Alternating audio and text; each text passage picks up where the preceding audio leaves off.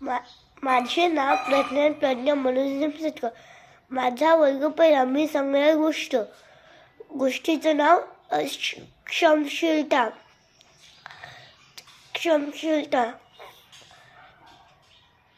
गावातला एक विद्यार्थी शहरात आला होता. शाळेत मुलं त्याची थट्टा करत असे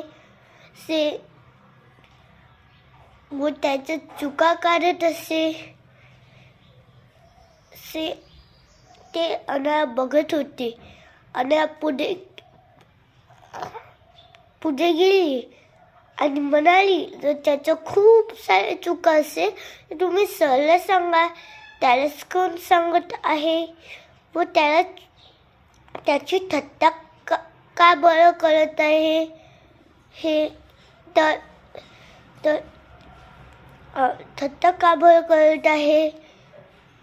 तर ते सगळेजण चूप बसले आणि तो नवीन विद्यार्थी ते खूप आनंदी झाला. त्यानंतर पण त्याला त्याची थट्टा करणे आवडत नसे. तर अनयाने त्याला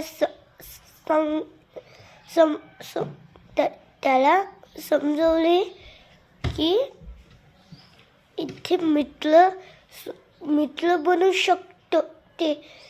तर तो मुलगा पूर्ण खुश झाला आणि खेळायला लागला. आणि जे काही जण विद्यार्थी त्याची थट्टा करत होते त्यांना आपली चूक कळली आणि मग ते सगळे जण एकत्र खेळायला लागले. ते एका दिवशी खूप सारे खेळ खेळायचे जीवनाच्या सुट्टीत. धन्यवाद. यावरून बोध मिळते की